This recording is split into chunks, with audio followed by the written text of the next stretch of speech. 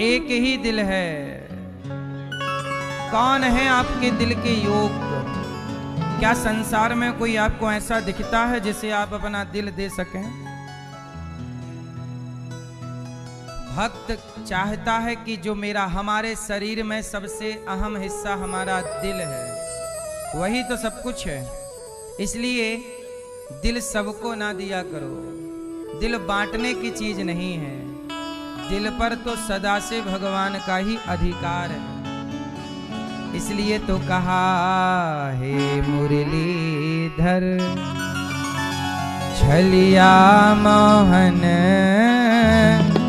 हम भी तुमको दिल दे बैठे। महिमा सुन के हैरान हम, तुम मिल जाओ तो चैन मिले, तुम मिल जाओ तो चैन मिले। मन खोजे के भी तुम्हें पाता नहीं, मन खोजे के भी तुम्हें पाता नहीं। तुम हो कि उसी ही मन में बैठे। मन यहां वहां ढूंढता है और भगवान बैठे कहाँ हैं? मन में। बड़ी विडंबना है। मन सब जगह ढूंढ रहा है और वो बैठे कहाँ हैं? कांख में छोरा, वो गांव में ढिंढोरा। बैठे यही हैं भीतर और बाहर हम खोज कर रहे हैं। दिल कहता है तुम सुंदर हो, आंखें कहती हैं दिखलाओ। तुम मिलते नहीं हो आकर के, तुम मिलते नहीं हो आकर के। हम कैसे कहें देखो ये बैठे। बैठे यहाँ हैं, ढूंढ बाहर रहे हैं। इसलिए मेरी माँ भगवान हे मुरलीधर छलिया मोहन, हम भी तुमको दिल दे बैठे। तो आप लोग अपना दिल किसे दोगे? मैया। मैया किसे दोगी दिल? दिल दिल लगा लिया मैंने प्रभु से प्यार करके। भगवान से प्यार करके भगवान में ही दिल लगाओ। यहाँ वहाँ एक था दिल, एक है दिल, मिल गया वो श्याम से। एक था दिल, मिल गया वो श्याम से। अब कहीं दिल को लगाने की हमें फुर्सत नहीं। कितने दिल हैं आपके? एक था और वो भी लग गया भगवान में। अब कैसे कहें, कैसे अपना दिल तुम्हें दे दें। इसलिए दिल को सही जगह लगाओ। दिल को लगाओ भगवान में और दिमाग को लगाओ संसार में। परिवार में, व्यापार में दिमाग लगाओ, भगवान में दिल लगाओ। भगवान दिल से समझेंगे और दुनिया दिमाग से समझती है। सही है गलत है? रिश्ते दिल से चलते हैं कि दिमाग से? व्यापार दिल से चलता है कि दिमाग से? फिर ये संसार दिमाग से चलता है। इसलिए दिमाग से चलाओ गृहस्थी को, दिमाग से चलाओ व्यापार को, दिमाग से चलाओ सबको, पर भगवान में दिमाग न लगाओ, भगवान में दिल लगाओ। आप उल्टा कर देते हैं, भगवान में दिमाग लगाते हैं और संसार में दिल लगाते हैं। पत्नी को दिल दे देते हैं और बाद में फिर रोते हैं, दिल मेरा तोड़ दिया उसने। अब दिया था तो तोड़ ही देगा। आपकी गलती, आपने दिया क्यों? दुनिया वालों को मैया दिल बांटोगी तो टूट ही जाएगा। दुनिया के लोग दिल तोड़ देते हैं। अच्छा, सुदामा के दिल को क्या श्री कृष्ण ने तोड़ा? उत्तर दो। तोड़ा? क्या शबरी के दिल को राम ने तोड़ा? आपके पास कुछ ना हो तो संसार आपको भूल सकता है, पर भगवान तब भी नहीं भूलते जब आपके हाथ खाली होते हैं। इसलिए दिल में जगत को ना बिठाओ, दिल में जगन्नाथ को बिठाओ और संसार को मैनेज करो दिमाग से। बात समझ में आई? पति को कहां से मैनेज किया जाएगा? पत्नी को कहां से मैनेज किया जाएगा? बच्चों को कहां से मैनेज किया जाएगा? कहां? दिल से? पत्नी को, बच्चों को, बच्चों में भी दिमाग, दिल नहीं, क्योंकि बच्चे तो बड़े होके आपको भूल ही जाएंगे। लगाए रहो दिल, बाद में रोगे बेटा सुनता नहीं है। क्यों लगाया दिल? वो तो नहीं ही सुनेगा एक टाइम बाद।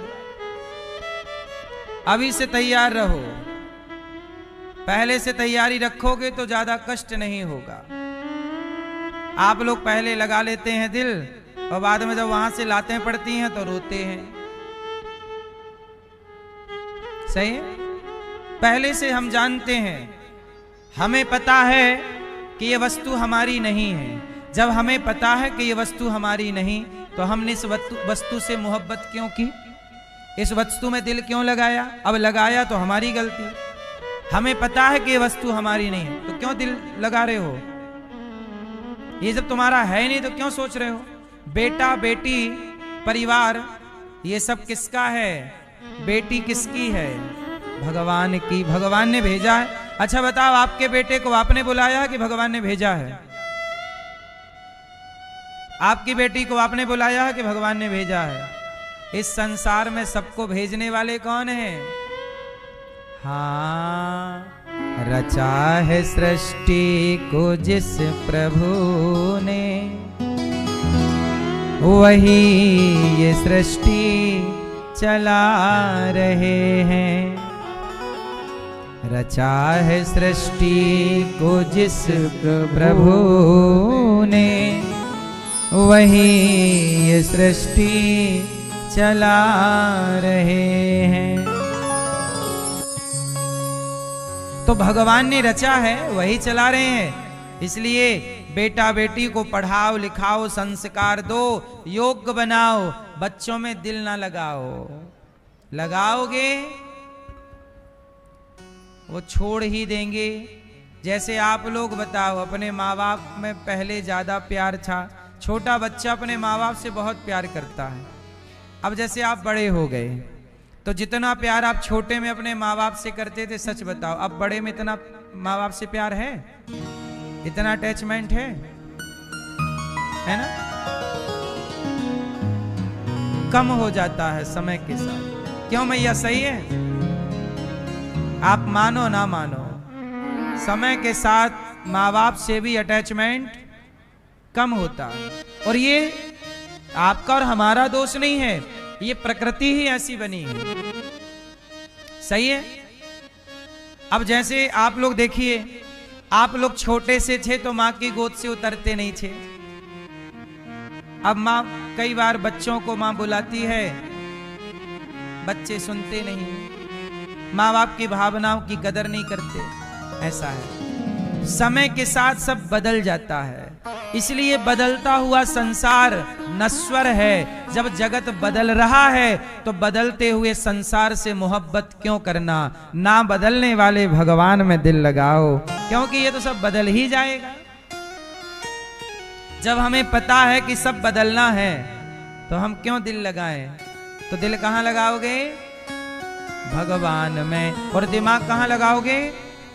परिवार में, बिजनेस में, व्यापार में, काम में। दिमाग तो ये है दिल और दिमाग का बंटवारा। जैसे हमारे श्री सुशील कुमार गुप्ता जी और श्रीमती रूबी गुप्ता जी, आप यहां परीक्षित बनकर के कथा सुन रहे हैं। आपने देखो, संसार में दिमाग से इन्होंने पैसा कमाया और उस पैसे को कहां लगाया? दिमाग से पैसा कमाइए और उस पैसे को जहां हमारा दिल करता हो वहां अच्छे काम में उस पैसे को समर्पित कर देना चाहिए, है ना। तो दिल, अब इनका दिल था, इनका मन था कि भागवत सुनना। इनका दिल कहां था? भगवान में। और इन्होंने वही किया।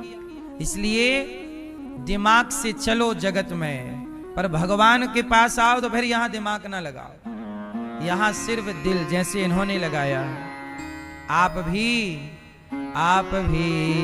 थोड़ा सा वक्त शाम को अर्पण किया करो। इन्होंने क्या दिया भगवान को? इन्होंने अपना समय दिया। आजकल 7 दिन किसके पास हैं? 7 दिन इन्होंने पूरे की पूरे भगवान को समर्पित कर दिए। क्या सुन रहे हैं? भगवान की कथा। जब ये भगवान की कथा सुनेंगे तो क्या इनकी व्यथा भगवान नहीं सुनेंगे? जो भगवान की कथा सुनता है उसकी कथा, उसकी व्यथा ही भगवान कथा बना देते हैं। ध्रुव जी को उनकी मां ने घर से निकाल दिया। ध्रुव जी की मां ने क्या किया? ध्रुव जी को घर से निकाल दिया, अपमानित कर दिया। अब ध्रुव जी हो गए व्यथित। जब ध्रुव जी की व्यथा नारद जी ने सुनी तो नारद जी ने ध्रुव जी को मंत्र दे दिया, बेटा ओम नमो भगवते वासुदेवाय का। ध्रुव जी की व्यथा गुरु ने सुनी और गुरु ने जब मंत्र दिया और ध्रुव जी ने उस मंत्र का जाप किया तो ध्रुव जी की व्यथा ही संसार के लिए कथा बन गई कि नहीं? आज लोग क्या कहते हैं? ध्रुव जी की कथा सुनो, प्रहलाद जी की कथा। अरे प्रहलाद जी की कथा होने से पहले क्या थी? उनकी व्यथा थी। प्रहलाद की व्यथा सुनिए कि प्रहलाद जी के पिता ही दुश्मन बन गए। प्रहलाद जी की व्यथा ये थी कि उनके पिता ही उनके क्या बन गए? क्या बन गए? बाप ही मारना चाहता है बेटे को, आग में जलाना चाहता है, पहाड़ से फेंक कर मारना चाहता है, जहर देकर मारना चाहता है, हाथी के पांव के नीचे दबाकर मारना चाहता है। लेकिन प्रहलाद की सारी व्यथा को किसने सुना? भगवान नरसिंह ने सुनी। और जब भगवान ने व्यथा सुन ली तो वह व्यथा ही संसार के लिए कथा हो गई। इसलिए जब हमारी व्यथा भगवान सुन लेते हैं तो हमारी व्यथा ही क्या हो जाती है? मीरा की व्यथा क्या थी? मीरा की व्यथा थी कि सास मारती, ससुर मारता, जहर देता, सांप की भरी पिटारी दे दिया। कितना अत्याचार! लोग कहें वो तो भई रे बवरिया, सास कहे कुल नासी रे। सास मतलब मीराबाई की सास कहती थी कि इस मीरा ने तो मेरा घर बर्बाद कर दिया, संतों के संग रह के मेरे इज्जत नाम खराब कर दी। इसका तो पता नहीं किसके साथ क्या रहती है। लोग कहें वो तो भई रे बवरिया, सास कहे कुल नासी रे। पग घुंघरू बांध मीरा नाची रे। मीरा की व्यथा किसी ने ना सुनी, मीरा का अपमान होता रहा, मीरा का मजाक उड़ाते रहे लोग, लेकिन जिस दिन मीरा की व्यथा भगवान कृष्ण ने सुन ली तो वही व्यथा जगत के लिए कथा हो गई। अब मीरा की वही व्यथा क्या बन गई? क्या बन गई? कथा। इसलिए जो भगवान की कथा सुनते हैं भगवान उनकी व्यथा सुनते हैं। तो हमारे सुशील कुमार गुप्ता जी, श्रीमती आपकी धर्मपत्नी रूबी गुप्ता जी, पुत्र प्रद्युम्न गुप्ता जी, आप नवी मुंबई से आए हैं और कथा सुनते सुनते ही आपका भाव जागा कि आपको भागवत सुननी है, करानी है, और भगवान ने आपकी इच्छा पूरी की। जब आप कोई सच्चे मन से संकल्प लेते हैं, सच्चे मन से कोई कार्य करते हैं तो उसे भगवान पूरा जरूर करते हैं। और याद रखिएगा, देखो आपने जब मन में सोचा होगा मैं भी भागवत कराऊं, तो जब आप मन में सोच रहे थे तो वो सोचा हुआ भी भगवान सुन रहे थे कि नहीं? इसका मतलब आप जो सोचते हैं वो भी भगवान सुनते हैं, क्योंकि मन से सोचा और मन में ही भगवान बैठे थे, सुन लिया। इसलिए कहता हूं अच्छी सोच रखा करो, क्योंकि आपकी अच्छी बुरी हर सोच को, हर बात को कौन सुनता है? आप जो सोच रहे हैं वह भी भगवान सुन रहे हैं।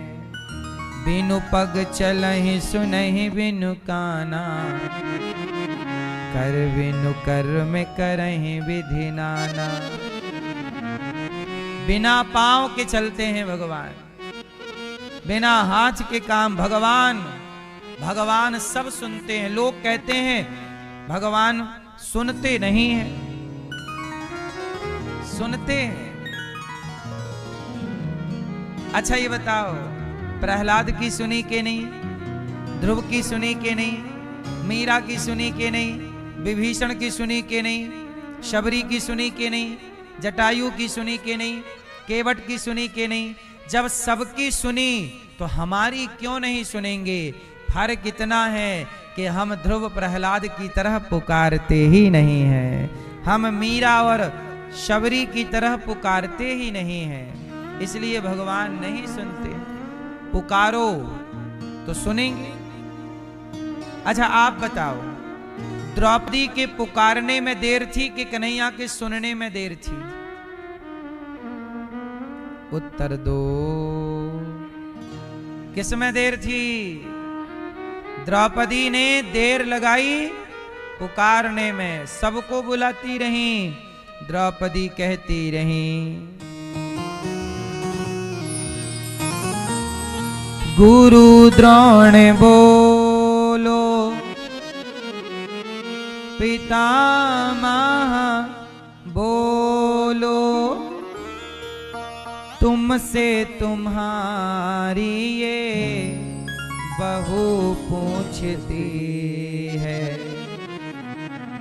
क्या बोली द्रौपदी? पांचों पति आज बैठे सभा में, पांचों पति आज बैठे सभा में, महलों की रानी लुटी जा रही है। द्रौपदी किसको बुला रही है? गुरु द्रोणाचार्य बचाओ, पितामह भीष्म बचाओ, अर्जुन बचाओ। तो द्रौपदी बुला रही हैं। भगवान बोले ठीक है, उनको ही बुला लो, उनको ही बुलाओ। जब आप जगत को बुलाते हैं तो जगन्नाथ चुपचाप रहते हैं, बुला लो। जब व्यक्ति जगत का भरोसा त्याग कर जब भगवान का भरोसा करके पुकारता है, तो द्रौपदी ने जब जगत को बुलाकर देख लिया नहीं आए, और जब भगवान को पुकारा तो गोविंद में गोविंद गोविंद पूरा ना बोल पाई, गोविंद का केवल गो कहा कि दौड़ पड़े भगवान श्री कृष्ण, आधे नाम से आ जाते हैं। कितने नाम से? नारायण। नारायण पूरा नहीं निकला, नारावस। गोविंद का गोविंद, विंद निकला ही नहीं, आधा नाम निकला। और आधा नाम सुन करके दौड़ पड़े और द्रौपदी ने पुकारा, कहां जा छिपे हो प्यारे कन्हैया, यहाँ लाज मेरी लुटी जा रही है। दुशासन के हाथों, दुशासन के हाथों तेरी द्रौपदी की सभा बीच साड़ी खींची जा रही है। कहाँ जा छिपे हो प्यारे कन्हैया, यहाँ लाज मेरी लुटी जा रही है। दुशासन के हाथों तेरी द्रौपदी की सभा बीच साड़ी खींची जा रही है।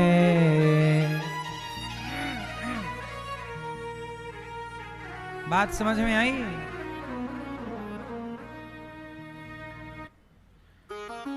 द्रौपदी ने सबको बुलाया, जब गोविंद को पुकारा प्रकट हो गए, साड़ी बनकर खींचने लगे।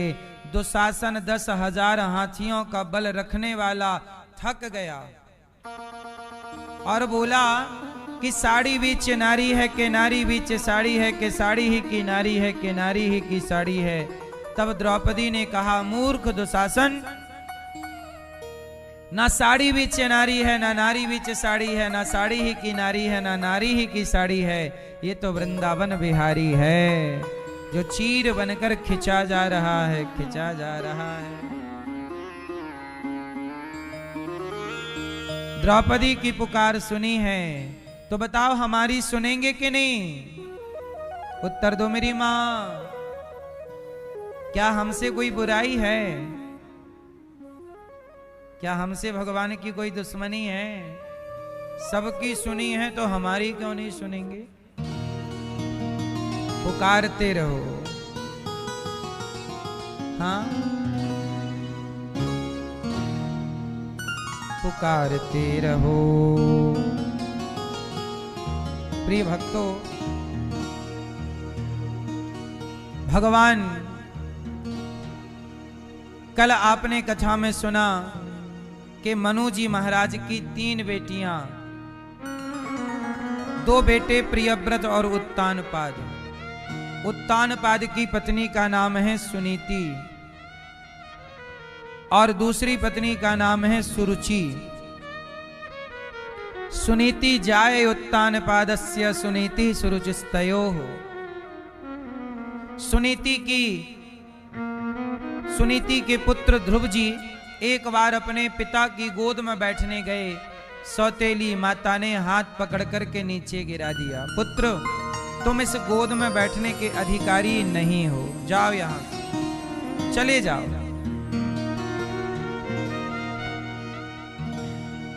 तपसाराध्य पुरुषम तस्यैवानुग्रहेण में गर्भे त्वं साधयात्मानं यदि इच्छसि नृपासनम। जाओ तप करो। ध्रुव जी बेचारे रोते रोते रोते रोते घर गए। माँ ने कहा क्या हुआ? कह दिया माँ, अपमान कर दिया मेरी माँ ने, सौतेली माँ ने।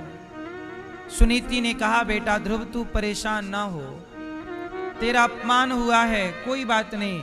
तू पिता की गोद में बैठना चाहता था पुत्र, तू जा उस परम पिता की गोद में बैठ, जिसकी गोद में बैठने के बाद किसी की गोद में बैठने की जरूरत नहीं पड़ती। ध्रुव जी ने माँ ने मोटिवेट किया, जाओ तपस्या। देखो माँ कितनी अच्छी है। माँ बच्चे को कहाँ के लिए प्रेरणा दे रही है? तपस्या करो, तप करो। माँ, मैं जितनी भी माएँ मुझे सुन रही हैं, मैं सभी माँओं से हाथ जोड़ के एक छोटी सी प्रार्थना करूं। अपने बच्चे को रोज 5-10 मिनट अपने पास बिठाकर रोज कुछ ना कुछ अच्छी बात उसे समझाओ, रोज उसे सिखाओ, रोज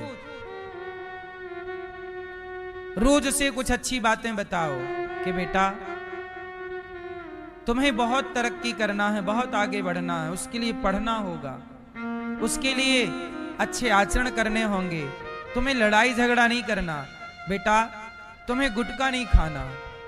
आप रोज कहिए, रोज कहिए, सामने वाला माने ना माने। अच्छा ये बताओ, पत्थर है और आप एक हथौड़ा लिए हैं और हथौड़ा लेकर के मार रहे हैं, एक ही जगह पर बार बार चोट मार रहे हैं।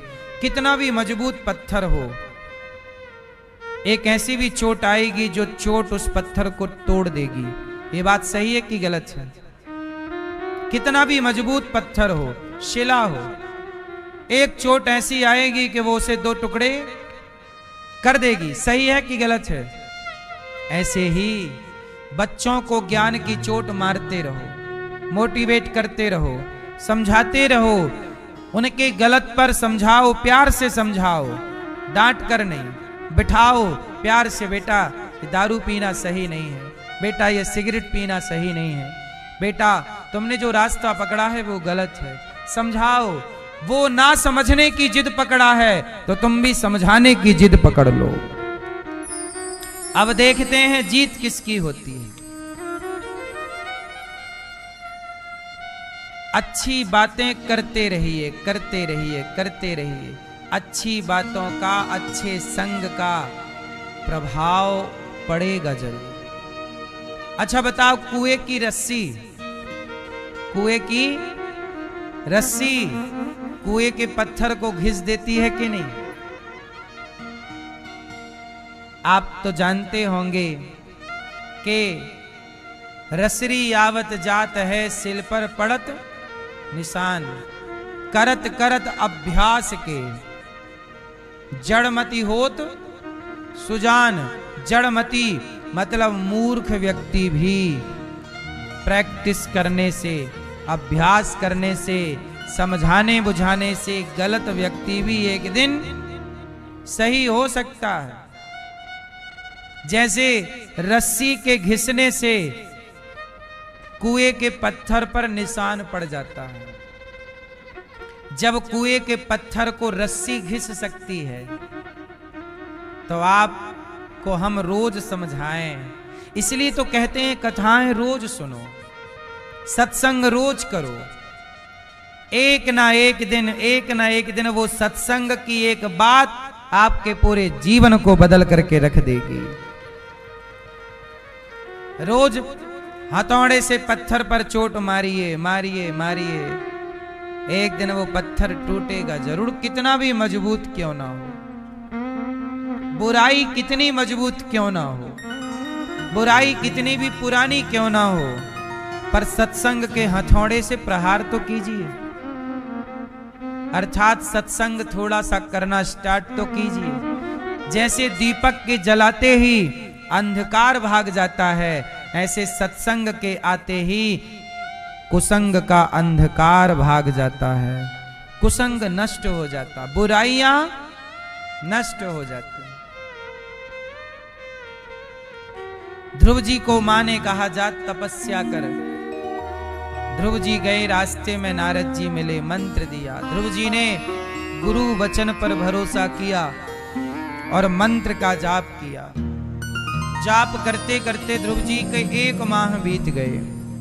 3 दिन में 1 बार खाते हैं, फिर भगवान का नाम जपते हैं। फिर दूसरा महीना आया तो 6 दिन में 1 बार खाते हैं। साधक को कंट्रोल कहां करना चाहिए?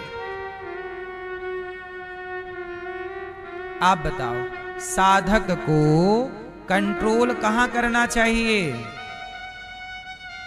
साधक को कंट्रोल करना चाहिए खान पान में। किस पर कंट्रोल? जोर से।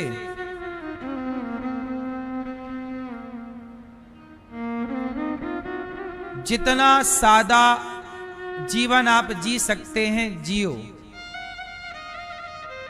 संसार की चमक से जितना दूर रह सकते हैं रहो। सादा जीवन। क्यों मैया? अच्छा एक बात बताओ, एक स्त्री है, उसके अगल बगल 3-4 नौकर रहते हैं, नौकरानी रहती हैं। उसे पानी की जरूरत पड़े तो नौकरानी ले आए, भोजन की जरूरत पड़े उसे कुछ करना नहीं पड़ता, नौकर नौकरानी सब काम करते हैं। और एक दूसरी महिला है जिसके पास कोई नौकर चाकर नहीं है, उसे खुद सारे काम करने हैं। बताओ किसकी उम्र ज्यादा होगी? स्वास्थ्य किसका ज्यादा अच्छा होगा? जिसके 4 नौकर हैं वो महिला स्वस्थ होगी, या जिसका एक भी नौकर नहीं है वो स्वस्थ होगा? जोर से। कौन कौन मैया? आप जितनी सुख सुविधाओं में जाएंगे आप उतने बीमार परेशान हो जाएंगे। आत्मनिर्भरता खत्म। आप जैसे ही 4 नौकर नौकरानी आए वैसे ही आपके पैरों में दर्द स्टार्ट हो जाएगा, क्योंकि चलना फिरना बंद। शरीर कहता है कि मेरे से काम लो, शरीर कहता है कि मेरे से काम करते रहो तो स्वस्थ रहोगे, और जरा आप बैठ गए तो फिर उठ ना पाओगे। सही है गलत है? और आज का आदमी अंधों की तरह चमक में उलझा है कि भाई हमारे भी 2-4 नौकर चाकर हों, हम भी ऑर्डर चलाएं। आज का व्यक्ति देखा देखी में ज्यादा जीना चाहता है। उसके नौकर चाकर हैं, हमारे भी। अब देखो, आप लोग साग सब्जी खरीदने जाते हो, काय से जाते हो? 2 व्हीलर से जाते हो। साग सब्जी लाए, 2 व्हीलर से गए, लेके आ गए। अरे आप सवेरे 1 घंटा क्या करते हो? जिम जाते हो, वहां जाके साइकिल चलाते हो। जिम में जाके साइकिल चला रहे हैं और साग सब्जी लेने गाड़ी से जा रहे हैं। अरे साइकिल से साग सब्जी ले आओ तो साइकिल चलाना हो जाएगा, स्वास्थ्य भी रहेगा, डीजल पेट्रोल बिजली सब बचेगी। सही है कि गलत है? लेकिन लोगों को ये लगता है कि हम साइकिल से चलेंगे तो लोग क्या कहेंगे? अरे साइकिल से चल रहा, लोग हंसेंगे। अरे पागल, अमेरिका में जो अधिक बड़ा आदमी होता है उसके घर साइकिल होती है, और जो गरीब होता है उसके घर कार होती है 4 चक्के की। मतलब कार है तो सामान्य है, और साइकिल से चल रहा मतलब बड़ा आदमी है। ये अमेरिका की डेफिनेशन है। सही है गलत है? और भारत में साइकिल से चलो तो लोग समझते हैं गरीब है। गरीबी का ठप्पा नहीं लगाना चाहते लोग अपने माथे पर, भले बीमारी से मर जाएं। अरे साइकिल अमीरी गरीबी की निशानी नहीं है। साइकिल तो आपके हेल्थ को अच्छा रखती है और आपके वातावरण को भी अच्छा रखती है, प्रदूषण नहीं है। इतनी सी बात लोगों की समझ नहीं आई। जितना पैदल चलोगे, जितना साइकिल से चलोगे, आप उतने स्वस्थ रहोगे। छोटे छोटे रोजमर्रा के काम साइकिल से कर लिया करो, हाँ या ना? लेकिन नहीं, लोग अपने स्टेटस को देखते हैं। हमारा स्टेटस क्या है? दिखावा की जिंदगी है। आजकल दिखावा क्या चल रहा है? शादियों में लोग ज्यादा खर्चा करते हैं। तूने 2 करोड़ खर्चा किया, मैं 3 करोड़ खर्चा करूंगा। अच्छा, तूने शादी में बेटी की 3 करोड़ खर्चा किया, मैं 5 करोड़ खर्चा करूंगा। दिखावे की जिंदगी। लोग दूर दूर शहरों में जाकर, दूसरे शहरों में जाकर बड़ी बड़ी होटलों में शादी ब्याह करते हैं। व्यर्थ का खर्चा। हम कहते हैं जो पैसा ईश्वर ने आपको दिया है, आप बेटी का विवाह कराते हो ना, अपनी कराओ, अच्छा है। बेटी के नाम से जो खर्चा, इतना बड़ा खर्चा कर रहे हो, उस खर्चे से अच्छा है कि सामान्य रूप से करके वो पैसा बेटी के नाम पे एक घर ले दो, ताकि बेटी के कल कौन सा दिन आए काम आ जाएगा। वो खर्चा व्यर्थ में 2 दिन में खत्म हो जाएगा। बेटी के नाम का प्लॉट ले लो या घर लेके दे दो। बेटी बेटी हम तेरे लिए विवाह में हम 1 करोड़ खर्च करने वाले थे, तो हम तेरे लिए 1 करोड़ का 80 लाख का घर लेके तुझे दे रहे हैं, 20 लाख की शादी कर रहे हैं तेरी, चल। वो घर उसके काम आएगा उसकी मुसीबत में। और जो पैसा बचा, थोड़े पैसे से कोई गरीब बेटियों का विवाह कर देना, तो जब और किसी बेटी का विवाह करेंगे तो उनकी दुआओं से तुम्हारी बेटी का घर सलामत रहेगा, स्वस्थ और सुखी रहेगा। आप पैसे का उपयोग ठीक से लोग कर नहीं रहे हैं। पैसा है लोगों के पास, तो दिखावा में खर्च हो रहा है। हम भी दिखाएंगे, तुम भी दिखाओ, सब दिखा रहे हैं, दिखाओ। देखो, हम भी विवाह करते हैं बेटियों का। गौरी गोपाल आश्रम में हम एक साथ, अभी 13 मई को एक साथ यहाँ 25 बेटियों का विवाह है। अभी आज ही एक पिताजी आए, बोले हमारी ये एक बहन है, इनकी बेटी है, गरीब है, कोई करने वाला नहीं, क्या आप बेटी का हमारे विवाह कर देंगे? हमने कहा ले आना, भाई बनकर उस बहन का धूमधाम से करेंगे यहाँ विवाह। अब बताओ, ये सही है ना? आप अपनी बेटी का भी विवाह करो, धूमधाम से करो, पर उस बेटी के विवाह में बहुत पैसा खर्च करने से अच्छा है कुछ पैसे बचाकर किसी और बेटियों के 2-4 बेटियों का विवाह कराओ। उनकी दुआओं से तुम्हारी बेटी का घर सलामत रहेगा। मुझे लगता है कि पैसे का अच्छा उपयोग होना चाहिए। ऐसा नहीं है कि लोगों के पास पैसा नहीं है, बेकार में खर्च करने के बड़े पैसे हैं। मैं कहता हूं, आपको ईश्वर ने पैसा दिया है, एक स्कूल बना लो, बच्चों को पढ़ाओ। अब बेटियों का यहाँ विवाह होगा, 25 बेटियों का, आप भी एक बेटी का विवाह में सहयोग कर सकते हैं, कन्यादान में सहभागी बन सकते हैं। किसी एक सेवा से अपने आप को जोड़िएगा। ध्रुव जी गए, उन्होंने खाने पीने पे बड़ा कंट्रोल किया, और 5 महीने की तपस्या से भगवान प्रकट हो गए। भगवान के आने में देर नहीं है। अच्छा, एक बात बताओ, दही में मक्खन है कि नहीं? जोर से है। तो प्रकट करने के लिए क्या करना पड़ेगा? दही से कहो, दही भाई साहब मक्खन निकाल के दो हमें, तो कहने से दे देगा? दही से आप कहो, दही भैया हमें मक्खन दो, क्या दही कहने से देगा? दही में मक्खन है, पर कहने से ना निकलेगा। आप कहो, निकल आए तो बताना। दही से कहते रहो, वो कभी मक्खन ना निकालेगा, पर कहो मत, करो, मथानी लाओ और मंथन करो। मंथन करने से मक्खन प्रकट होगा। ऐसे भगवान कहाँ हैं? कहने से। हमें दिखाओ, दिखाने से नहीं।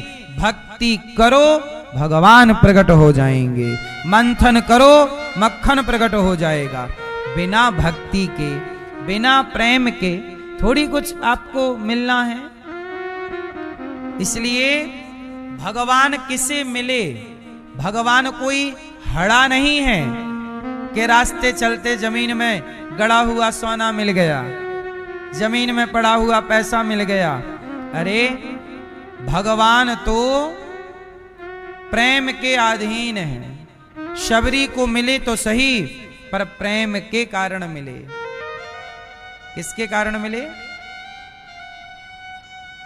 इसलिए मैया भगवान से क्या करोगे? मैया क्या करना है? प्रेम। ध्रुव जी ने प्रेम किया, भक्ति की, ध्रुव जी को भगवान मिल गए।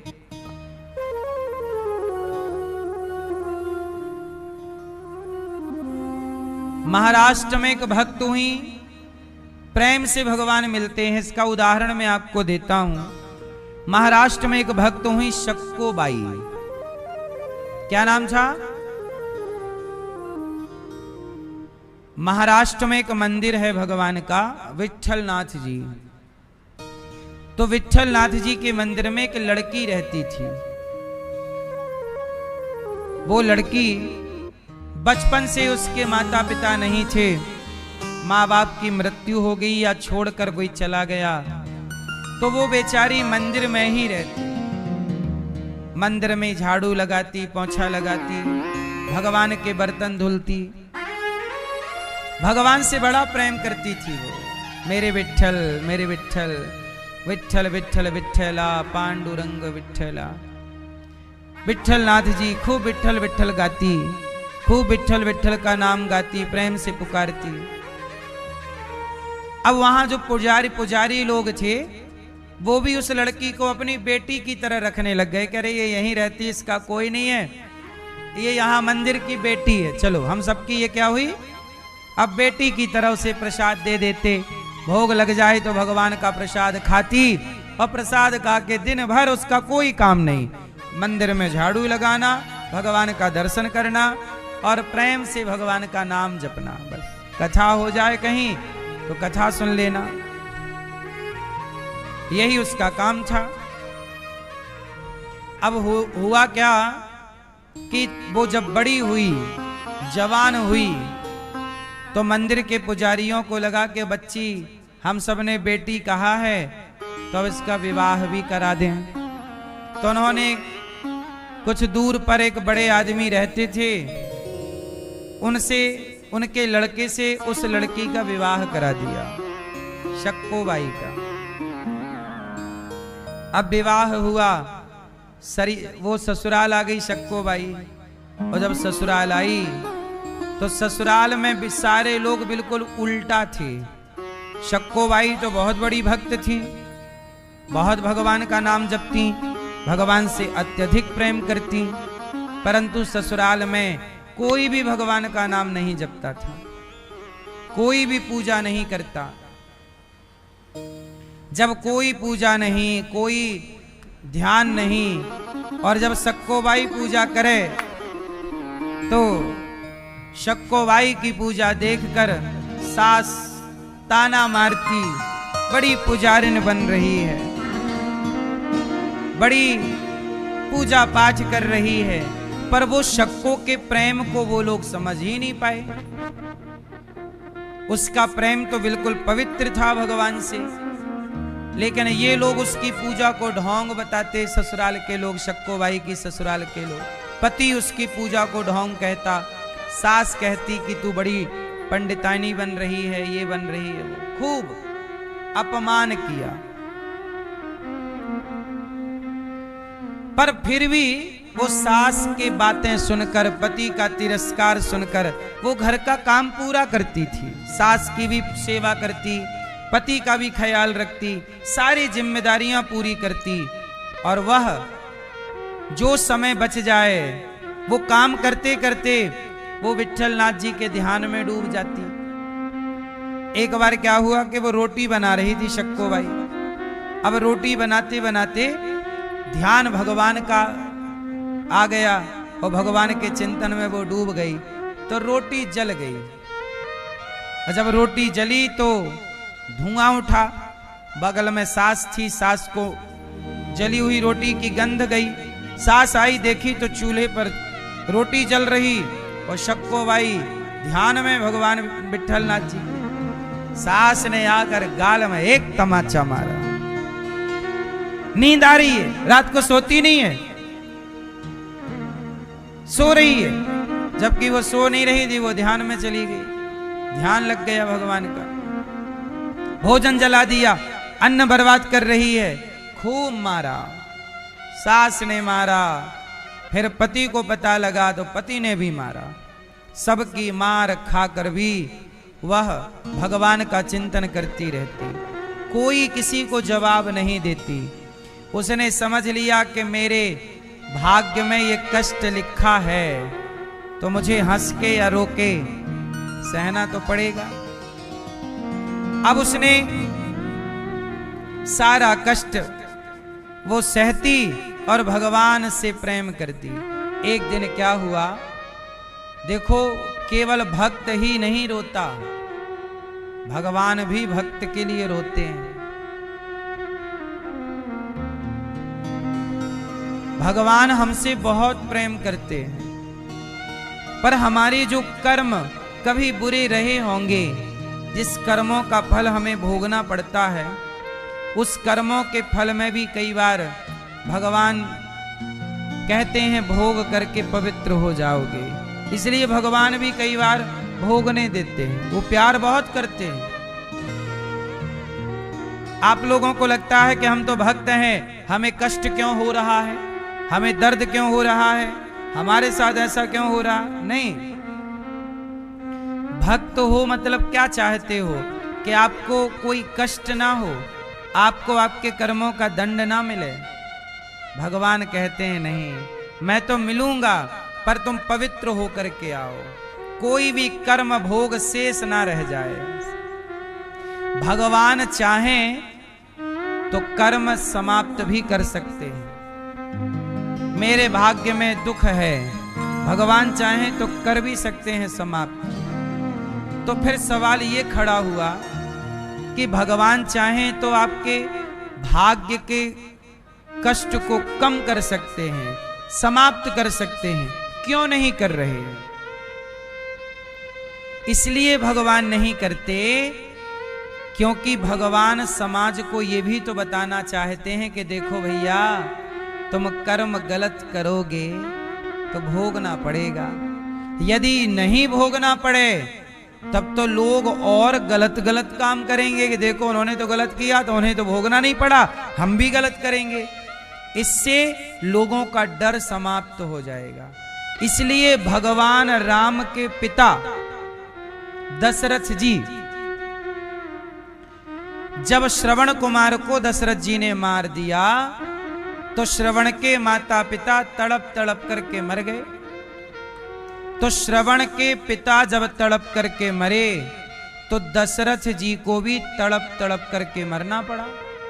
जबकि राम जी चाहते तो पिता के ऊपर ये जो शाप था श्रवण के पिता का, चूंकि वो दशरथ जी भगवान के पिता हैं तो समाप्त कर सकते थे ना, पर भगवान ने अपने पिता का भी प्रारब्ध नहीं मिटाया।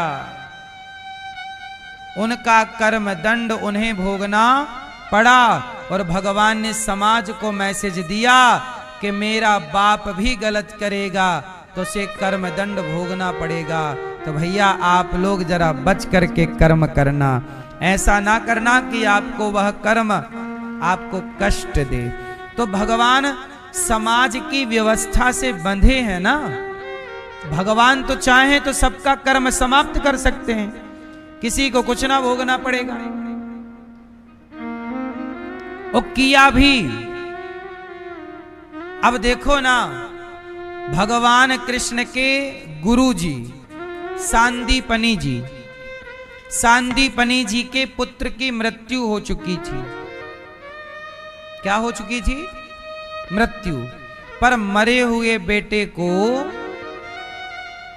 सांदीपनी जी के मरे हुए बेटे को जिंदा किया भगवान कृष्ण ने, और जिंदा करके लौटाया कि ये रहा आपका बेटा।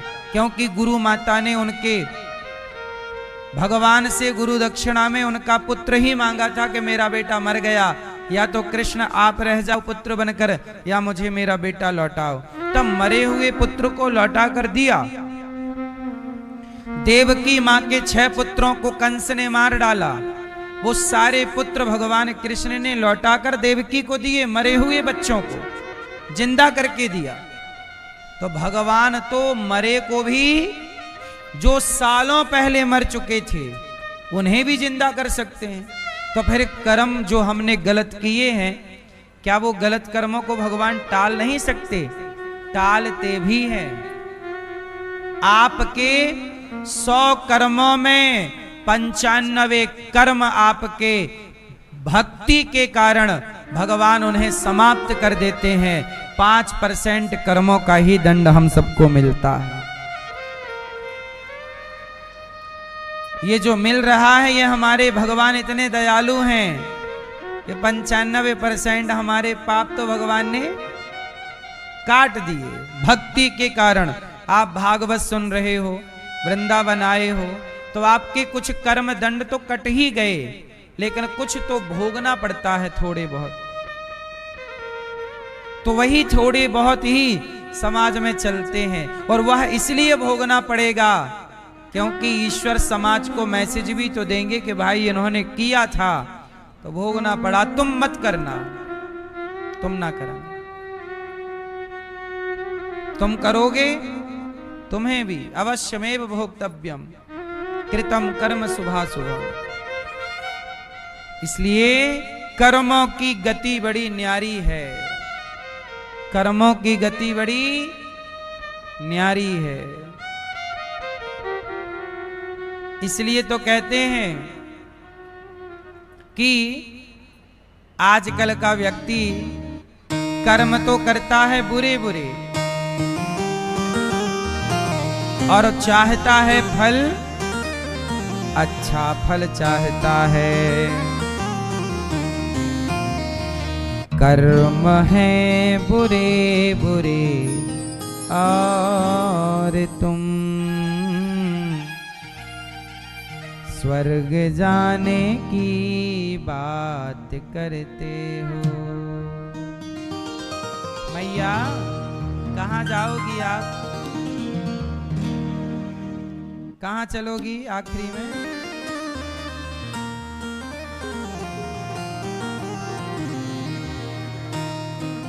कहाँ जाओगी मेरी माँ? सबको कहाँ चलना है? स्वर्ग। कर्म है बुरे बुरे और तुम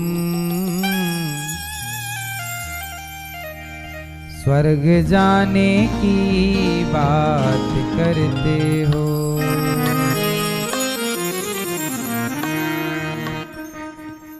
है ना?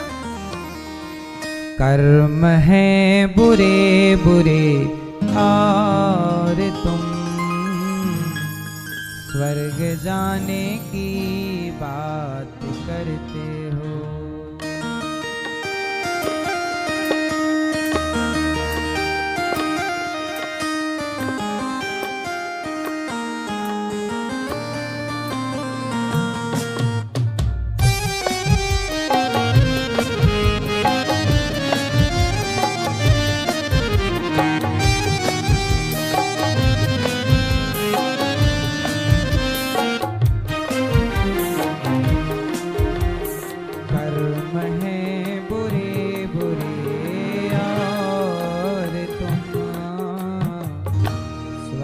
जाने की बात करते हो। कर्म है बुरे बुरे और स्वर्ग जाने की बात करते हो। कोई पेड़ बबूल के और तुम खाने की बात करते हो। कोई पेड़ बबूल के और आम खाने की बात करते हो। बबूल का पेड़ बो रहा है और खाना क्या चाहता है? कर्म है बुरे बुरे और तुम स्वर्ग जाने की बात करते हो। कर्म है बुरे बुरे और तुम स्वर्ग जाने की बात करते हो।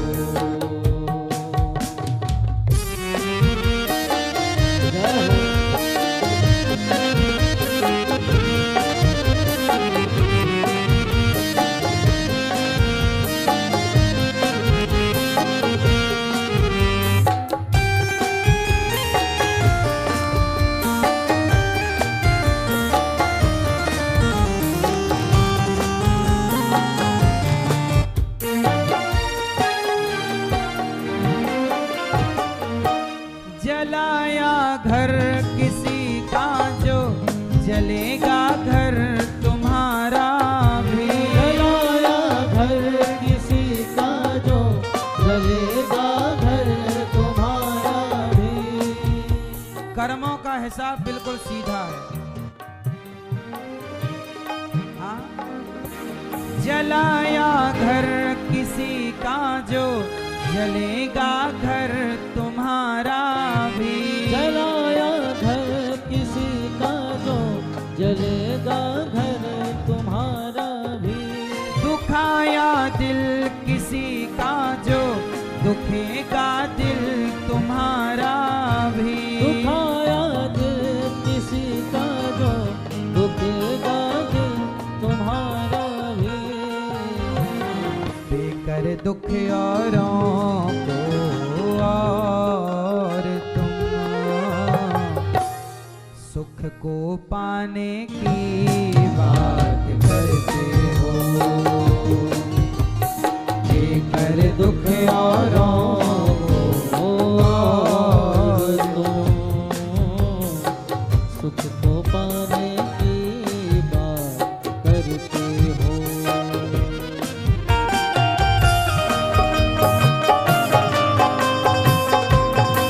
जय हो।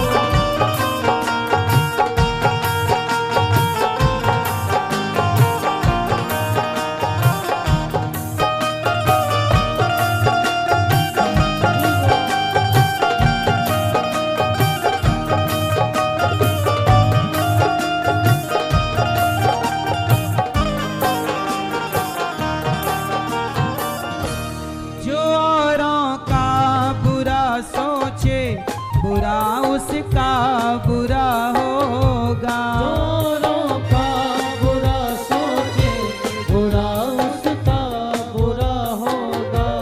जो औरों को गिराएगा वो खुद पहले गिरा होगा। औरों को गिराएगा वो खुद पहले गिरा होगा। आदमी औरों को गिरा के औरों के बारे में बुरा सोच के अपना अच्छा चाहता है। क्या अच्छी बात कही है, जरा सुनिएगा। हाँ। मन में छल भरा भरा और तुम मन में छल भरा भरा और तुम दर्शन पाने की बात करते हो। मन में छल भरा भरा और तुम दर्शन पाने की बात करते हो। मन में छल भरा है और कहते हो भगवान का दर्शन नहीं हो रहा है। अरे पहले यहाँ की गंदगी तो हटाओ।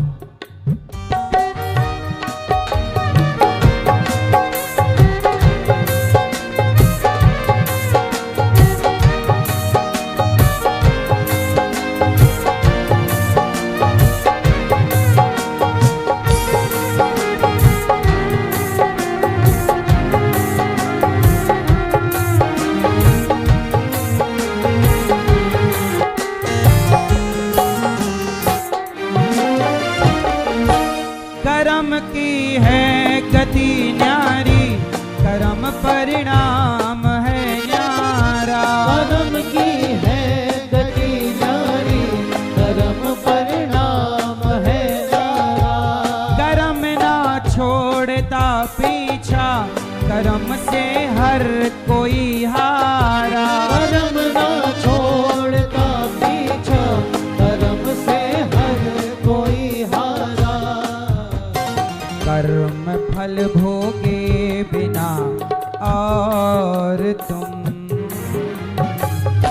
स्वर्ग जाने की बात करते हो। कर्म फल भोगे बिना और तुम स्वर्ग जाने की बात करते हो। कर्म है बुरे बुरे और स्वर्ग जाने की बात करते हो। कर्म है बुरे बुरे और तुम स्वर्ग जाने की बात करते हो। स्वर्ग जाने की बात करते हो। स्वर्ग जाने की बात करते हो।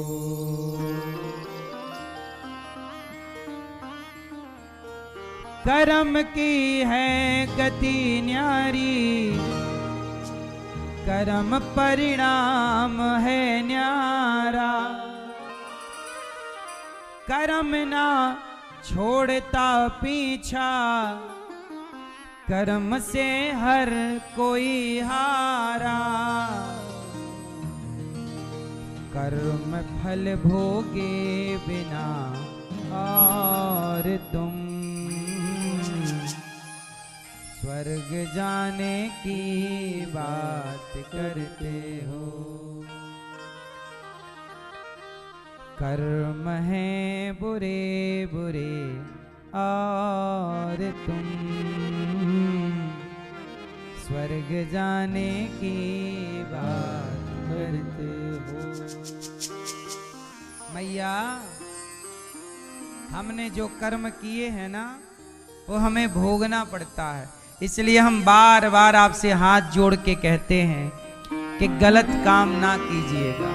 शक्को बाई को उसकी सास मारती है, पति मारता है।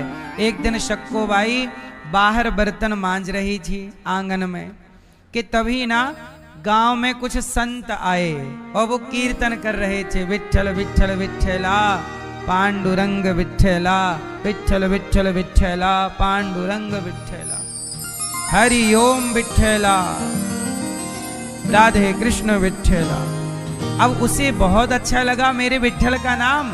संतों को देख करके वो बेचारी बर्तन धुल रही थी, हाथ में बिल्कुल गंदगी थी, बर्तन धुलने की कालिक, रहा ना गया, रोक ना पाई। और वो संतों के पास पहुंची, कहा कि साधु जी कहाँ जा रहे हो आप?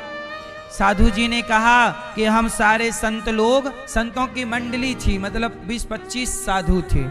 बोले हम लोग जा रहे हैं पंढरपुर। पंढरपुर मतलब पंडरीनाथ जी, विठ्ठल नाथ जी के मंदिर जा रहे हैं दर्शन करने। अब तो इसका मन इसके हाथ में न रहा, बोले मैं भी चलूं? हाँ हाँ साधु जी बोले चलो, हम सब चल रहे हैं, तुम भी चलो। अब तो संतों के पीछे पीछे वो भी कीर्तन कर रही, विठ्ठल विठ्ठल विठ्ठला पांडुरंग। भूल गई कि मेरी सास है, मेरा पति है, मेरे हाथ में कालिख लगी है, बर्तन धुलने का हाथ गंदा है, सब भूल गई। जो कपड़े पहने थे जैसे पहने वैसे ही संतों के पीछे पीछे विठ्ठल विठ्ठल विठ्ठल। आंखों से आंसू बहते जा रहे हैं। आज विठ्ठल नाथ जी से मिलूंगी, आज अपने प्रभु से मिलूंगी और कहूंगी कि प्रभु आपने अपने से दूर क्यों कर दिया, अब दूर ना कीजिएगा। अब तो भैया वो भगवान की याद करते चल पड़ी, और जैसी गांव से चली तो गांव के कुछ लोगों ने देखा, अरे ये तो फलाने की बहू जा रही है। तुरंत जाके सूचना दी कि देखो आपकी बहू अच्छा, उसके ससुर जी, शक्कोबाई के ससुर जी जो थे वो गांव के प्रधान थे, मतलब ये कह सकते हैं मुखिया थे, सरपंच थे, प्रधान, कुछ भी आप कहो, मुखिया थे, धनवान थे। उन्होंने देखा, उन्होंने बताया कि तुम्हारी बहू तो नाक कटा दी, बाल वाल खोल के हाथ में कालिक पोत के जा रही है, विट्ठल विट्ठल बोल रही। अच्छा, उसके भाव को नहीं समझ रहे हैं लोग कि उसका प्रेम क्या है। वो तड़प रही है जैसे मछली तड़पती है, ऐसे वो भगवान के प्रेम में तड़पती जा रही। लोगों ने कहा तुम्हारी तो नाक कटा दी, वो जा रही है, वो देखो तुम्हारी बहू। अब तो शक्कोबाई के ससुर जी घोड़े पर चढ़े, घोड़ा था उनके पास, घोड़े पर चढ़े और पहुंचे तो संतों के पीछे छी वो सच्ची जा रही थी। तो ससुर जी ने बहू के बाल पकड़े और घोड़े पर चढ़े चढ़े बाल पकड़ लिया और वापस घसीट करके लाए। तूने मेरा नाम खराब कर दिया। ऐसे जा रही है, कहां जा रही है? घर से भागी जा रही है, चोरी करके भाग रही है। क्या क्या आरोप लगाए। ससुर ने लाकर घर में खूब मार लगाई। सास ने मारा, पति ने मारा, जेठ ने मारा, सब ने मारा और मार करके एक खंबे से बांध दिया। दोनों हाथ पीछे कर दिए, पीछे हाथ करके खंबे से बांधा, रस्सी से बांधा, कस के पांव बांध दिए, हाथ बांध दिया। और जब बांध करके खूब मार लगाई, कितना मारा होगा आप कल्पना कर सकते हैं। पूरा शरीर लाल हो गया, रक्त गिरने लगा, जिसके हाथ जो आ जाए उसी से मारे। पर उसके मुंह से केवल एक ही शब्द निकले, हे विट्ठलनाथ जी कब दर्शन दोगे, हे विट्ठलनाथ जी कब दर्शन दोगे। उसे मार पड़ रही है पर उसका ध्यान, हे विट्ठलनाथ जी, हे प्रभु, हे नाथ कब दर्शन दोगे। क्या बिना दर्शन किए प्राण जाएंगे। हे नाथ अब तो दर्शन दे दो, हे प्रभु अपने से दूर ना करो। बस वो बार बार यही कहती और सारे लोग मारे जा रहे हैं, सास, पति, जेठ सब। वो आंख बंद करके केवल हे प्रभु दर्शन दीजिए। मार मार के जब सास थक गई, ससुर थक गए, सब थक गए, तो कहा इसे बंधे रहने दो, 4 दिन तक इसे खाना पीना मत दो, अक्कल ठिकाने लगेगी। कमरे में बांध करके खंबे से दरवाजा बंद करके चले गए। सास ससुर तो अपना खाए पिए, पति खाए, पर उसे शाम का भोजन नहीं दिया। रात भर बंधी रही, सवेरा हुआ दिन भर बंधी रही, भोजन नहीं दिया, बांध के रखा।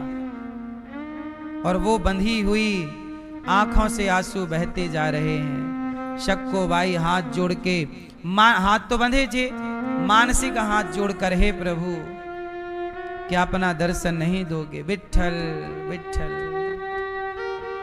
इतनी मार खा के भी जब उसके मुंह से केवल ना किसी के लिए नफरत निकली, ना किसी के लिए बद्दुआएं, सास के लिए बद्दुआएं कि तुमने मारा है, कोई बद्दुआ नहीं, कोई नफरत नहीं, किसी से कोई घृणा नहीं, केवल प्रभु का नाम, हे नाथ मुझे अपने से दूर ना कीजिए, हे प्रभु, हे विट्ठलनाथ जी अपने से दूर ना कीजिए, ऐसा कहती जाए। अब उसकी इस भावना को सुनकर आंखों से आंसू गिरते जा रहे हैं। पूरी रात वो विट्ठल विट्ठल कहती रही, पूरा दिन विट्ठल विट्ठल कहती रही।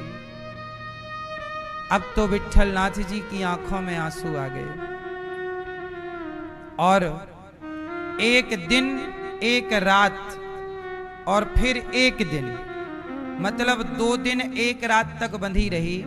और जो अगली रात आई, अब भगवान को देखा ना गया। भगवान विट्ठलनाथ जी रो रहे हैं, मेरी शक्को को बांध रखा है। रात हुई, रात के 11 बजे सब सो गए। सास ने मार पीट के, रोज मारती सास, रोज मारता ससुर। रात हुई, सब सो गए, पर वो जप रही है, हे विट्ठलनाथ जी। भगवान विट्ठलनाथ जी आए और वो तो बेचारी बेहोश थी, ना उसे खाना मिला ना पानी मिला, भूखी प्यासी बांध रखी थी। भगवान विट्ठलनाथ जी आए, उसके सामने आकर बैठ गए और उसके इस हाल को देखकर, वो बेहोश सी थी पर आवाज थी केवल विट्ठल, हे विट्ठल, हे विट्ठल, हे नाथ, हे प्रभु। आवाज थी सिर्फ इतनी सी। भगवान अपने हाथ से उसकी रस्सी खोल रहे हैं, उसके हाथों को खोला, पांव को खोला। भगवान अपने हाथ से उसे दवाई लगा रहे, कह रहे हैं प्यारी सक्को मेरी ओर देखो। पर सक्को तो मूर्छित थी, उसे होश नहीं था, वो तो केवल रटना लगाई, प्रभु अपने पास बुलाओ, हे नाथ अपना दर्शन दो। तब भगवान समझ गए कि ये मेरा दर्शन यहां नहीं करना चाहती, ये मेरा दर्शन वहीं करना चाहती। तो भगवान बोले कि यदि ये चलेगी तो गांव के लोग फिर देख लेंगे, कोई ना कोई फिर सूचना देंगे और इसे फिर लाके बांध दिया जाएगा। तो भगवान ने क्या किया, भगवान ने अपने आप को सक्कोबाई बना लिया और सक्कोबाई को भगवान उठाकर गांव के बाहर छोड़कर आए। और वहां कुछ संतों की मंडली जा रही थी दर्शन के लिए। रात भर चल रही थी लाइन, जैसे परिक्रमा कई बार रात भर चलती रहती है। तो वहां विट्ठलनाथ जी का उत्सव था, तो भक्त लोग दिन रात दोनों में जा रहे थे। तो सक्कोबाई को भगवान ने संतों की मंडली में कर दिया, कृपा करके शक्ति दे दी, वो चल पड़ी और स्वयं भगवान आए और सक्कोबाई बन करके सक्को की जगह खुद बंध गए उस खंबे से। भगवान बंध गए, हाथ पीछे कर लिया, अपने को बांध लिया और अपने भक्त को मुक्त कर दिया। भक्त के बंधन को भगवान ग्रहण करते हैं और भगवान की मुक्ति भगवान अपने भक्त को दे देते हैं। ऐसे दयालु भगवान को छोड़कर आप और कहीं मन लगाएं, इससे बड़ा अपराध क्या होगा। सक्कोबाई संतों के संग चली, चलते चलते सुबह हुई, सवेरा हुआ तो घर में सास उठी, तो सास ने उठकर दरवाजा खोला बहू के कमरे का, और सक्कोबाई बंधी थी, पर आज सक्को के रूप में भगवान बंधे थे। तो सास ने उठकर 3-4 थप्पड़ मार दिए। तो आज वो थप्पड़ किसे पड़े, भगवान को। भगवान खा रहे हैं मार, सहन कर रहे हैं, और सक्कोबाई संतों के संग। कब उसे किसने छोड़ा, कैसे वो आई, उसे कोई पता नहीं। चलते चलते जब वो मंदिर पहुंची और जब भगवान विट्ठलनाथ जी का सक्कोबाई ने दर्शन किया, अब तो जैसी भगवान को देखा रो पड़ी, प्रभु अब अपने से दूर ना कीजिए, हे नाथ अपने चरणों से दूर ना कीजिए। और ये कह करके वो गिर गई और उसके शरीर की एक दिव्य ज्योति निकली और सबके देखते देखते भगवान विट्ठलनाथ जी के चरणों में जाकर के समा गई। उसके प्राण निकल गए और उसके प्राण की एक दिव्य ज्योति, जिसे आप आत्मा कहते हैं, उसकी अंतरात्मा भगवान के श्री चरणों में, एक दिव्य ज्योति भगवान के चरणों में समा गई। उसने यही प्रार्थना की कि प्रभु अब अपने से दूर ना कीजिए, अब अपने से दूर ना कीजिए नाथ। ऐसे मिलन की उत्कंठा, ऐसी उत्कंठा कि देखो वो भगवान से मिलने के बाद बोली, प्रभु अब आपके दर्शन के बाद किसी और का दर्शन ना करना पड़े, आपसे मिलने के बाद अब किसी और से ना मिलना हो। प्राण निकल गए, दिव्य चरणों में समाये। लोगों ने देखा कि अरे ये तो सक्कोबाई है। सूचना दी गई ससुराल में कि आपकी बहू के प्राण निकल गए हैं, दर्शन करते करते परम गति हुई। सास ससुर को पता लगा, उन्होंने देखा कि अरे सास बोली अभी मैं 1 घंटे पहले उसको एक थप्पड़ मार के आई हूं, वो इतने जल्दी मंदिर कैसे पहुंच सकती है। और जब शक्कोबाई के प्राण निकले तो भगवान बोले जब भक्त चला ही गया तो मैं भी अब आजाद हो जाऊं। तो भगवान भी उसके रूप से, अच्छा उसके रूप में इसलिए भगवान बंधे क्योंकि यदि भगवान वहां ना होते शक्कों के रूप में तो ये लोग फिर पकड़ करके ले आते। इसलिए भक्त के रास्ते में कोई रुकावट ना हो। आपको नहीं पता मेरी माँ, कई बार भगवान आपके लिए क्या क्या करते हैं पर हमें पता नहीं लगता। हमें लगता है इन्होंने हमारी मदद की ये, लेकिन उस मददगार के रूप में भगवान ही हम सबकी हेल्प करते हैं, भगवान ही हम सबका मार्गदर्शन करते हैं। अब तो वहां जाके कमरे में सास ससुर ने देखा तो रस्सी पड़ी, कोई नहीं। अब सास ससुर को पश्चाताप हुआ कि ये वास्तविक में भक्त थी, भगवान के बिना रह ना पाई। जैसे पानी के बिना मछली तड़प तड़प कर मर गई, ऐसे भगवान के वियोग में शक्कोबाई तड़प तड़प करके मर गई। भगवान का भक्त मैया, भगवान की कथा क्या है? जैसे दीपक को जलाए रखना हो तो दीपक के लिए उसके प्राण है तेल। दीपक का प्राण क्या है? तेल डालते रहो जलता रहेगा। ऐसे ही भक्त का प्राण क्या है? भगवान की कथा हमें मिलनी बंद हो जाए, भगवान का दर्शन बंद हो जाए, भगवान का नाम सुनना और लेना बंद हो जाए तो हम और आप मर ही जाएंगे। हमारा तो प्राण ही भगवान की कथा है। हम भगवान की कथा ना सुनाए तो मर जाएं, भगवान के बारे में ना कहें तो मर जाएं। ये कथा जो हम आपको कह रहे हैं, जो यहाँ 3 घंटे हम आपको, जो यहाँ नित्य सत्संग जो चर्चा होती है, ये दास अनिरुद्ध के मुंह से जो वाणी से भगवान की चर्चा निकलती है, ये क्या है? यही हमारा प्राण है।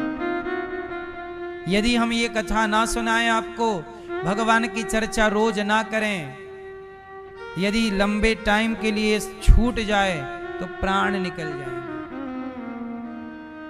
ये धाम क्या है? ये वृंदावन, ये वृंदावन धाम प्राण है। हम कहीं भी जाते हैं, हम अमेरिका भी जाते हैं, इंग्लैंड भी जाते हैं, ऑस्ट्रेलिया भी जाते हैं, जर्मनी भी जाते, इत्यादि देशों में जाते जरूर हैं, कहीं भारत के भी कोने कोने में जाते हैं। लेकिन सच बताएं दिल की बात कि वृंदावन से अच्छा दुनिया में कहीं हमें अच्छा नहीं लगता। जाते हैं, काम करना है ना। वहां भी अमेरिका में, ऑस्ट्रेलिया में भी भारत के भक्त रहते हैं, सनातनी आप जैसे लोग वहां जाके बस गए हैं तो उनको कथा तो सुनानी है। उनके भीतर भी भक्ति का दीपक जलाए रखने के लिए तो जाना आना पड़ता है। लेकिन वृंदावन प्राण है। वृंदावन से बिहारी जी से कह रखा है कि प्रभु जब भी जन्म दीजिए चरणों में ही रखिएगा, अपने से दूर ना कीजिएगा, नजरों से गिराना ना, चाहे जितनी सजा देना, जो भी सजा मिलेगी मंजूर है नाथ, पर अपने से दूर ना कीजिएगा। वृंदावन में रहते हैं तो ऐसे लगता है कि भगवान की गोद में है, जैसे माँ की गोद में बच्चा है, माँ की गोद में बच्चा है।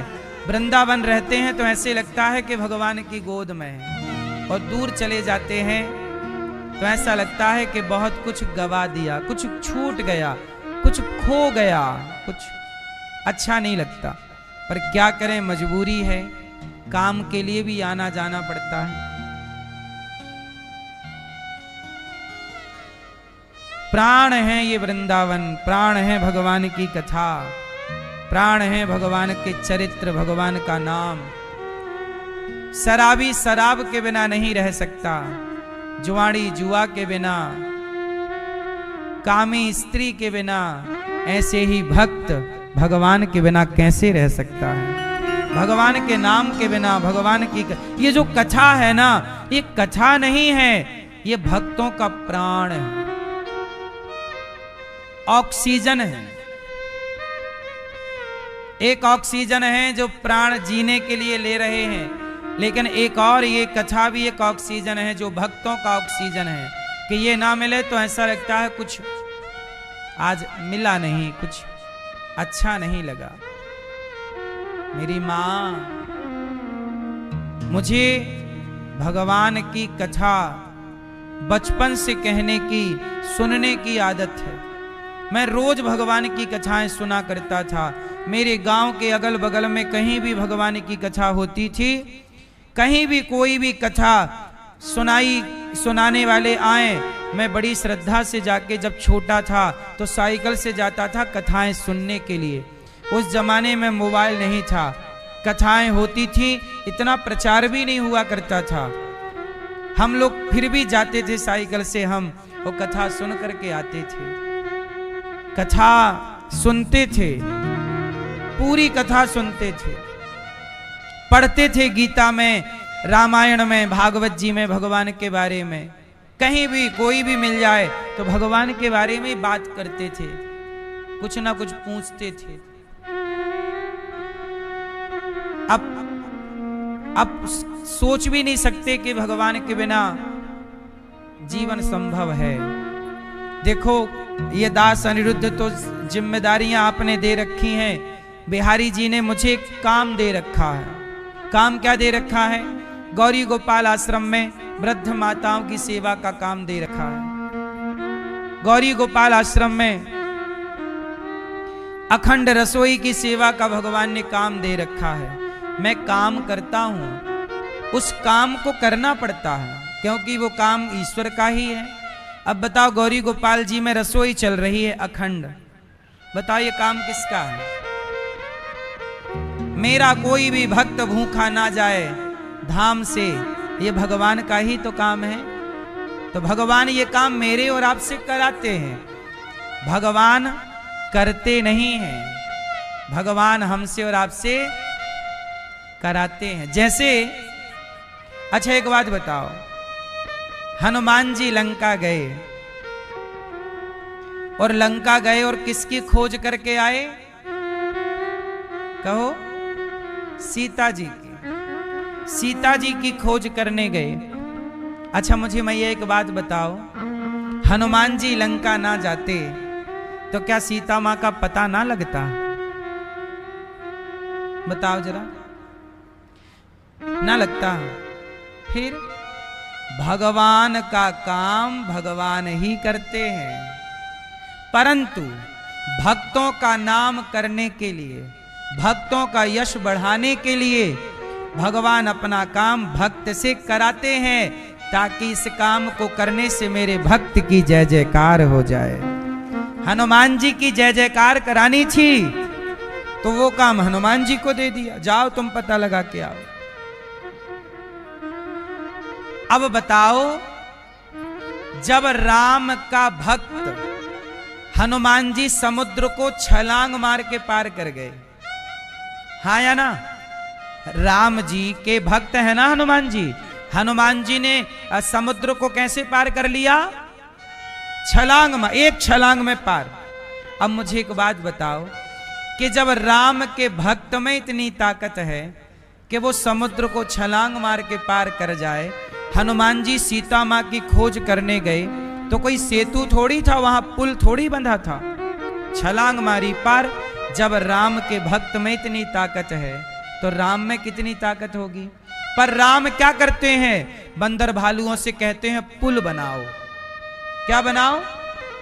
क्या जरूरत थी राम को पुल बनाने की? आप बताओ, क्या मर्यादा पुरुषोत्तम प्रभु राम को सेतु बनाने की, पुल बनाने की कोई जरूरत थी? उत्तर दीजिए, दीजिए उत्तर। जरूरत थी? नहीं। क्यों बनाया? इसलिए बनाए कि पुल बनाने में मेरे छोटे छोटे बंदर भालू भी सहयोग करेंगे, पत्थर कंकड़ रखेंगे तो वो भी गर्व से कह पाएंगे कि हमने भी राम जी की सेवा में सहयोग किया है। यदि हम आपका सहयोग लेंगे ही नहीं तो आप कैसे कहोगे कि हमने भी सहयोग किया?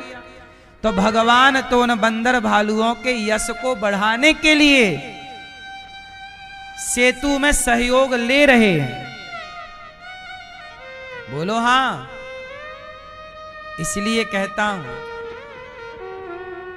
कि गौरी गोपाल आश्रम ये बना, माताओं की सेवा हो रही है, अखंड रसोई चल रही, यहां गुरुकुल चल रहा, तो इस सब के पीछे कौन है? आप सबका सहयोग।